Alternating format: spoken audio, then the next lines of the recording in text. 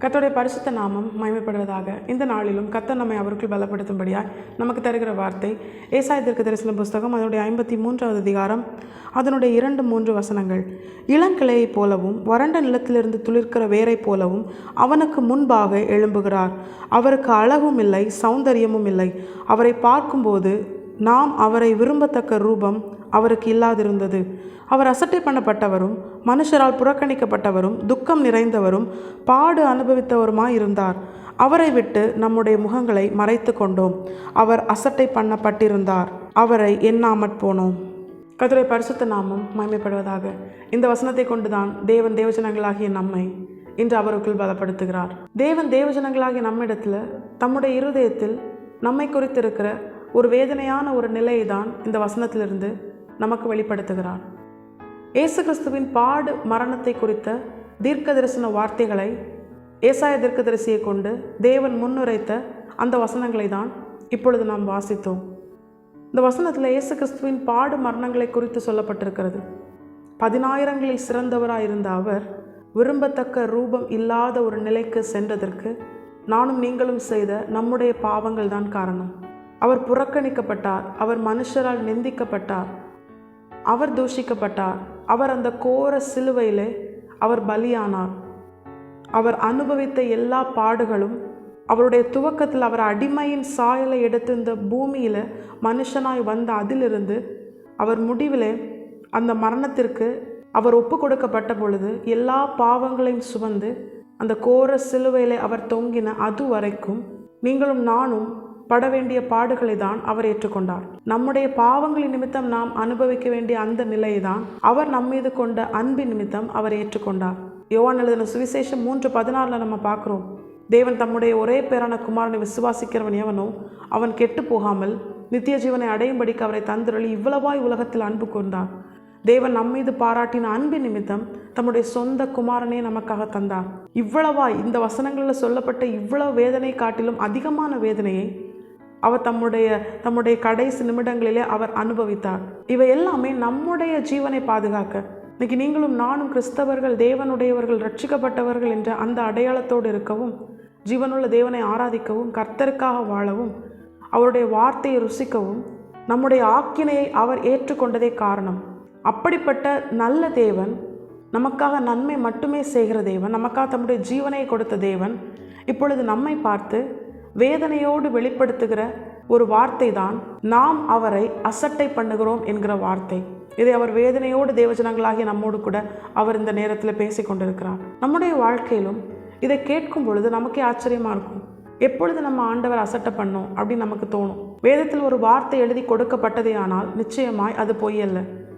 நம்முடைய வாழ்க்கையில் நம்ம செய்கிற காரியங்களை தான் ஆண்டவர் என்ன பண்ணுறாரு, நாம் செய்த காரியங்கள், செய்கிற காரியங்கள், இவைகளை குறித்து தான் நம்மோடு கூட அவர் பேசுவார். அப்படி பேசி இந்தந்த காரியங்கள்லாம் நீ மாற்றினா உனக்கு என்ன இருக்கும், உனக்கு ஒரு நல்ல எதிர்காலம் இருக்கும் அப்படின்னு சொல்லி வார்த்தையை கொண்டு நம்மோடு கூட அவர் எச்சரித்து உணர்த்துவார். இந்த நாளிலும் தேவஜனங்களாகிய நம்மிடத்தில் பிரதானமாய் காணப்படுகிற ஒரு பொல்லாத சுபாவத்தை, ஒருவேளை அதை நம்ம அறிந்து செய்யலாம், இல்லைன்னா அறியாமல் கூட செய்யலாம். அந்த சுபாவத்தை கர்த்தர் இந்த நாளில் நமக்கு எச்சரித்து உணர்த்துகிறார். தேவஜனங்களாகிய நாம் இந்த கடைசி நாட்களிலே தேவனை அசட்டை பண்ணுகிறவர்களாக இருக்கிறோம்.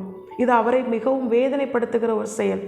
அவர் நமக்காக இவ்வளவு பாடுகளை அனுபவித்தும் இன்றும் மீண்டும் மீண்டும் நாம் அவரை சிலுவையில் அறைகிற அப்படிப்பட்ட பொல்லாத நிலையை வெளிப்படுத்தத்தக்கதாய் நாம் அவரை அசட்டை பண்ணுகிறோம். இதை கேட்கும் பொழுது நமக்குள்ள ஒரு கேள்வி எழும்பும். எப்படி நான் ஆண்டவர் அசட்டை பண்ணேன்? ஆண்டவருக்காக தானே வாழ்கிறேன், ஆண்டவருடைய வார்த்தையை விசுவாசத்தானே வாழ்கிறேன் அப்படின்னு சொல்லி அநேக காரியங்களை நாம என்ன பண்ணிப்போம், நம்ம நியாயமாக தான் இருக்கிறோம், நம்ம ஆண்டவருக்கு பிரியமாக அவரை அசட்டை பண்ணாமல் தான் இருக்கிறோம்னு சொல்லி அநேக காரணங்கள் நமக்குள்ளே எழும்பும். ஆனால் தேவன் சொல்லுகிறார், தேவஜனங்களாகிய நாம் அவரை அசட்டை பண்ணுகிறோம். அப்படின்னா நம்முடைய வாழ்க்கையில் அந்த சுபாவம் நிச்சயமாக இருக்குது அப்படின்னு அர்த்தம். எப்படி நாம் அவரை அசட்டை பண்ணுகிறோம் அப்படின்னும் ஆண்டவர் என்ன பண்ணுறார், இந்த வசனத்தில் நமக்கு தெளிவாக எழுதி கொடுத்துருக்கிறார். இந்த சுபாவத்தின் நிமித்தம், இந்த சுபாவங்கள் நம்முடைய வாழ்க்கையில் காணப்படுகிறது நிமித்தம் அது எதை உணர்த்துகிறது தெரியுமா? தேவனை தேவஜனங்களாகி நாம் அசட்டை பண்ணுகிறோம் என்பதை காண்பிக்கிறது. அது தேவனை மிகவும் வேதனைப்படுத்துகிறது. தேவனை அசட்டை பண்ணுகிறதாக தேவன் சொல்லுகிற அந்த சுபாவம் என்ன அப்படின்னு வேதம் நமக்கு எதை காண்பித்து தருகிறது தெரியுமா? இந்த வசனத்தின் கடைசி வார்த்தைகளை நீங்கள் வாசிச்சிங்கன்னா, அவரை விட்டு நம்முடைய முகங்களை மறைத்து கொண்டோம், அவர் அசட்டை பண்ணப்பட்டிருந்தார், அவரை எண்ணாமற் போனோம். தேவஜனங்களாகி நாம் நம்முடைய முகத்தை அவரை விட்டு விலக்கினோமாம். அவரை பார்க்காதபடிக்கு, அவரை நோக்கி பார்க்காதபடிக்கு, அவரை எண்ணாமற் போனோமாம். இந்த இரண்டு பிரதானமான சுபாவங்களும் எதை உணர்த்துகிறது தெரியுமா? தேவ ஜனங்கள் தேவனை அசட்டை பண்ணுகிறதை உணர்த்துகிறது. தேவனை விட்டு நம்முடைய முகத்தை திருப்பாமல் தேவனை நோக்கி பார்க்கிறதுனா என்ன? சங்கீதக்காரன் தன்னுடைய சங்கீதத்தில் தெளிவாய் சொல்லுகிறான். சங்கீதம் 121 அதனுடைய 1வது வசனத்தில், எனக்கு ஒத்தாசை வரும் பர்வதங்களுக்கு நேராக என் கண்களை ஏறெடுக்கிறேன், வானத்தையும் பூமியும் உண்டாக்கின கர்த்தரிடத்திலிருந்து எனக்கு ஒத்தாசை வரும். தேவஜனங்களாகிய நாம் நம்முடைய முகத்தை தேவனை விட்டு திருப்பாமல் தேவனை நோக்கி பார்க்கிறதின் அர்த்தம் என்ன தெரியுமா? எல்லாவற்றிற்கும் அவரை நோக்கி பார்க்கிற நிலை, அவரிடத்தில் உதவி கேட்கிற நிலை, எல்லாவற்றையும் அவருக்கு தெரியப்படுத்துகிற அந்த நிலை, எல்லா காரியத்திலும் அவரை சார்ந்திருக்கிற நிலை. ஒரு தேவையா கர்த்தரை நோக்கி பார்க்கணும், ஆண்டவர்கிட்ட சொல்லணும். ஒரு பிரச்சனையா ஆண்டவரை நோக்கி பார்க்கணும், ஆண்டவர்கிட்ட சொல்லணும். ஒரு சந்தோஷமான காரியமா ஆண்டவர்கிட்ட முதல்ல ஷேர் பண்ணணும். இதுதான் தேவ ஜனங்களிடத்துல தேவன் எதிர்பார்க்கிற சுபாவம்.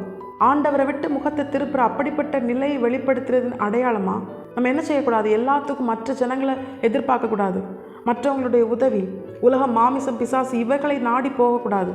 ஒரு பிரச்சனையா மற்ற ஜனங்களுடைய உதவியை நாம் தேடுவதற்கு முன்பதாக தேவ சமூகத்தில் தேவன்கிட்ட என்ன பண்ணணும்? உதவி கேட்கணும். வேதத்தில் சொல்லப்பட்ட எல்லா பரிசுத்தவான்களும் தன்னுடைய வாழ்க்கையில் அப்படிப்பட்ட ஒரு நிலையை வெளிப்படுத்தினதை நம்மால் வேதத்தில் தெளிவாய் பார்க்க முடியும். அப்படி செய்தவர்கள் அவர்கள் செயல்படுத்தின காரியத்தில் தோற்றதே கிடையாது. கர்த்தரிடத்தில் உதவி கேட்டு, கர்த்தரிடத்தில் ஒரு காரியத்தை தெரிவித்து, கர்த்தருக்கு தெரியப்படுத்தி ஒரு காரியத்தை செயல்படுத்தும் பொழுது அதில் தோல்வி கிடையாது. ஏன் தெரியுமா? அதில் கர்த்தர் துணை நிற்பார். இதுதான் கர்த்தரை நோக்கி பார்க்கிறது.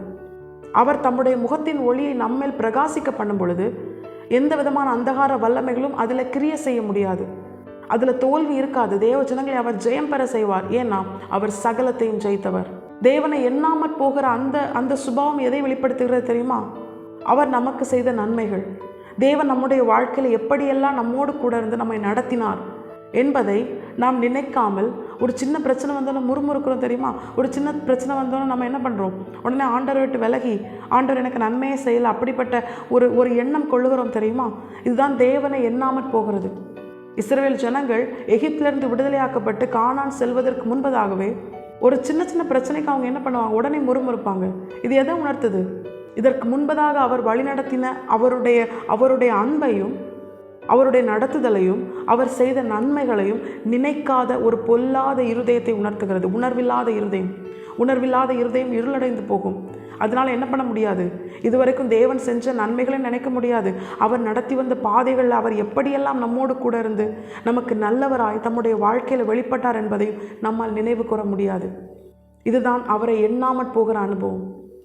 இந்த இரண்டு அனுபவங்களும் தேவனை வேதனைப்படுத்துகிற ஒரு அனுபவம். இது எதை உணர்த்துகிறது தெரியுமா? இந்த இரண்டு சுபாவங்களையும் உடைய ஜனங்கள் தேவனை அசட்டை பண்ணுகிறார்களாம். இவ்வளவாய் நமக்காக வேதனைப்பட்டு நம்முடைய ஆக்கினையை தம்மேல் சுமந்து எந்த பாவமும் செய்யாத அப்படிப்பட்ட ஒரு பரிசுத்தமுள்ள தேவன் நமக்காக நம்முடைய ஆக்கினையை அவர் ஏற்றுக்கொண்டு இப்பொழுது நானும் நீங்களும் நித்திய ஜீவனுக்குரியவர்களாய் நித்தியமாய் அவரோடு கூட வாழுகிற அவருடைய மனவாட்டி சபையாய் அவருக்கென பரிசுத்த ஆவியானவரால் உருவாக்கப்படுகிறோமே, இந்த ஸ்தானத்தை அவர் நமக்கு பெற்று தந்திருக்கிறார். இதை உணர்ந்த தேவஜனங்களாய் அவரை அசட்டை பண்ணாமல் கர்த்தரை நோக்கி பார்த்து நம்முடைய முகத்தை அவருக்கு மறைக்காமல் அவருடைய முகத்தின் ஒளி நம்மேல் பிரகாசிக்க பண்ணி அவருடையவர்களாய் நம்மை உயர்த்தி அவர் மகிமைப்படத்தக்கதாய் அவரை நோக்கி பார்ப்போம். எல்லா காரியத்திலும், எல்லா சூழ்நிலையிலும், எல்லா நிலையிலும் கர்த்தரை நோக்கி பார்ப்போம். கர்த்தரை மட்டுமே நோக்கி பார்ப்போம்.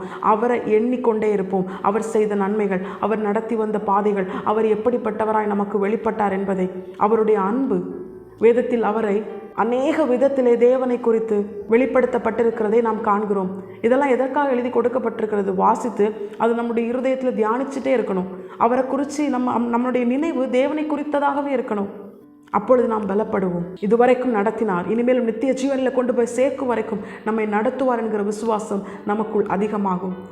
இப்படிப்பட்ட நல்ல சுபாவங்களை உடைய தேவஜனங்களாய் தேவனை அசட்டை பண்ணாமல் அவரை நோக்கி பார்த்து அவரை எண்ணிக்கொண்டு அவருக்குள் பலப்பட்டு அவர் நமக்காக செய்த நன்மைகளை, அவர் நமக்காக ஜீவனை தந்த அவருடைய அன்பை அதை ருசித்து கர்த்தர் நல்லவர் என்பதை ருசித்தறிந்து இன்னும் அவருக்கு பிரியமாய் இன்னும் அவருடைய இருதயத்திற்கு ஏற்றவர்களாய் வாழ நாம் நம்மை கர்த்தருடைய பாதத்திலே அர்ப்பணிப்போம். இந்த வசனத்தை கேட்டு நாம் அனைவரையும் கர்த்தர் இந்த வசனத்தின்படியே வாழ அவர் பலன் தந்து கிருபை செய்வாராக. கர்த்தர் தாம் இந்த வசனத்தை கேட்டு நாம் அனைவரையும் ஆசீர்வதித்து வழிநடத்துவாராக. கர்த்தருடைய பரிசுத்த நாமம் மட்டுமே மகிமைப்படுவதாக. மாராநாதா, இயேசு வருகிறார். ஆயத்தமாகவும் பிறரை ஆயத்தப்படுத்துவோம். ஆமென்.